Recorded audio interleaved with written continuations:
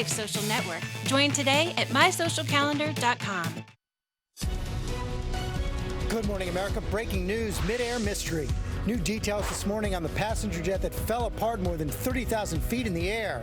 The airline says moments ago the crash was not caused by a structural failure, that something else caused the tragedy. Investigators sifting through the wreckage across 8 miles of desert, searching for answers. Deadly storms slammed the south, reported tornadoes touching down overnight.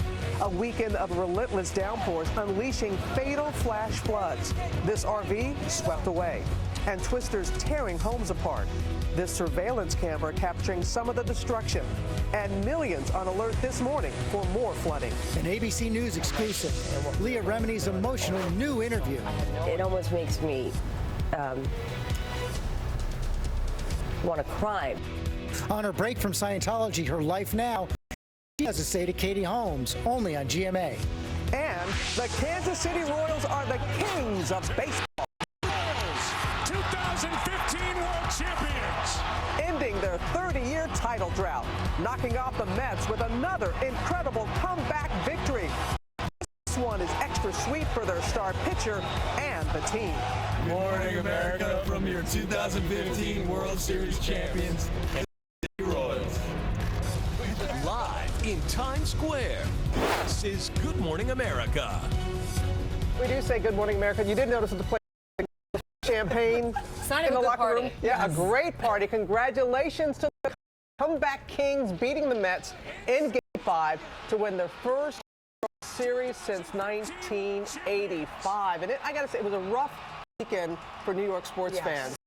With the Mets losing and who dat, the Saints. That Had to get that in. But boy, the Royals would just not be denied, setting a brand new record. they were 12-9. Yep.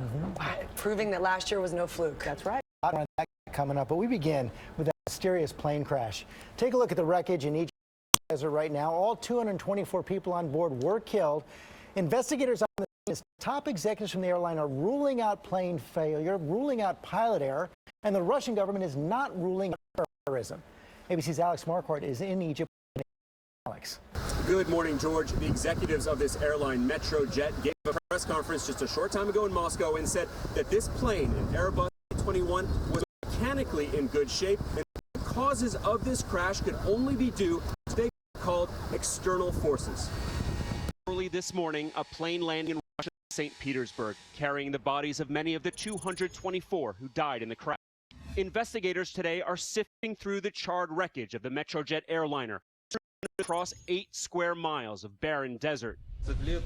This as this morning airline officials insisting to reporters there was nothing wrong with the plane, that pilots could only lose control by mechanical impact. Russia's top aviation meanwhile says it's too early to know. Looking at the tail section sitting alone in the desert is very telling. If that came off first, then the question is, was it a bomb or was it structural failure?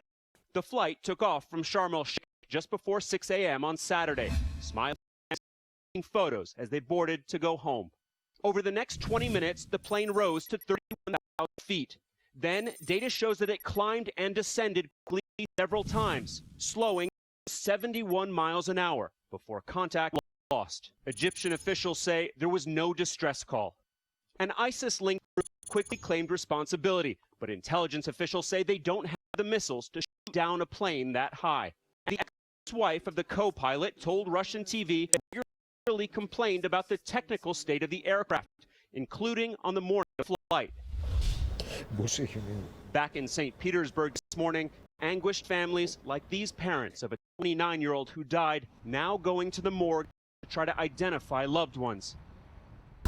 Russia says the recovery effort at the crash site will end today. The black boxes have been recovered in good shape. We're told that they've been sent to Cairo for analysis. The best hope of shedding some light on how this tragedy unfolded. Robin? All right, Alex, thank you. We're going to bring in ABC News aviation consultant Steve Ganyard. Steve, you heard in Alex's report, external forces. That's what officials are saying. What do you think caused this to happen? Robert, I think this can't rule anything out, but for an airplane to just come apart in midair for no good reason is why this is such a mystery. There are a couple things we can look at. We could say perhaps it was a bomb that made the airplane come apart, or perhaps it was some unknown structural failure where the airplane just came apart. But right now, we don't have any evidence that points us one way or You also heard from Alex saying that the black boxes, and usually that's a great sign to recover them, but you're saying they may not point to what happened, and it's more of the investigators looking at the pattern of the wreckage? Yeah, Rob, you remember when we talked about this in the past, we're always saying let's find the black boxes because the black box will have all the answers. This airplane came apart instantaneously. There would not be any data that would be appropriate or would show us what really happened on those black boxes. I think what they're going to do now is they're going to shift to the debris that's on the desert floor and look for the clues, and the real answers will be there on what the wreckage shows us. Hopefully. Okay, thanks, Robin. Quite a mystery there. And now to that wild weather across the south. 20 tornadoes reported along the Gulf Coast from Texas to Georgia, and major flash floods left a trail of destruction as the storm moves east. ABC's Clayton Sandell is in the hard-hit city of Fort Texas. Good morning, Clayton. Good morning to you, George. They are picking up pieces in this neighborhood this morning. You can see this house had nearly all of its roof completely torn by this tornado. About 70 homes damaged here, and that's just the start. Non-stop weekend rains up to 3 inches an hour. We were scared. The water was up and up. Closing roads, swallowing cars and RVs, unleashing fatal floods. 6 people were killed. I had a tree and the tree flipped over and it hit me. And then I don't remember nothing after that. Then I woke up. I was floating. Jeremy Hernandez lost his older brother when their car was overtaken by rushing floodwaters. Carrie was stuck in a tree for 4 hours, calling our ABC station KBUE to beg for help. I'm up in a tree, about 20 feet up in a tree. I can go up higher if I needed to, so I'm not too worried about that. The Houston area slammed with more than a foot of 24 hours, bringing rivers to major flood stage.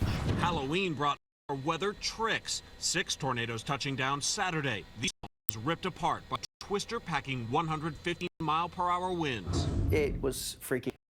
Moore says he and his family are lucky their home wasn't destroyed by this tornado caught on their home security camera. All this was up against here. It happened so quick. It's hard to prepare for it. For thousands of residents in central Texas, it's time to clean up. The deadly weather system is moving east, the storm toward Alabama, Florida, and Georgia. It's not just homes that are damaged, it's schools too. Some are in such bad shape this morning are canceled. Now to meteorologist Ginger Z. Clayton, thank you so much. It was a difficult weekend, not just there in Texas, but what you're looking at here are reports from Texas to Georgia of flash flooding and 20 reported tornadoes, at least 9. And as Clayton just said, that storm moving to the east this morning from the Florida Panhandle up through Montgomery, Atlanta, all the way to Spartanburg, South Carolina. And that's where the heaviest rain is going to fall. This rain, 3+ inches, nothing compared to Washington State, and this morning it's raining in San Francisco. I know that doesn't sound like a lot, but it's a deal for California, and I'll have that coming up. George. All right, Ginger. Thank you. All right. In the meantime, though, we have the race for president now, and the backlash this morning over last week's debate. The candidates concerned about the questions and the amount of time they have to answer them. Their representatives met last night to come up with new guidelines, and ABC's Tom Yamas is here with that. Good morning, Tom. Good morning to you. The complaints range from the type to the number of candidates on stage. They didn't agree on everything, but what tells us there was universal frustration. This morning, campaign chaos as some of the Republicans running for president are teaming up to try and change the debates. Representatives from nearly all of the Republican candidates meeting overnight behind closed doors following last week's highly criticized debate that prompted like this. We have ISIS and Al-Qaeda attacking us, and we're talking about football. Can we stop? I think there's general agreement that the last debate was a farce and that something needs to be done about it. Dr. Beck Carson, one of the leading voices to change the format, wants only one debate per month, calling for less gotcha questions and more substance. Don't you want to hear what they have to say and have that challenged by a free press?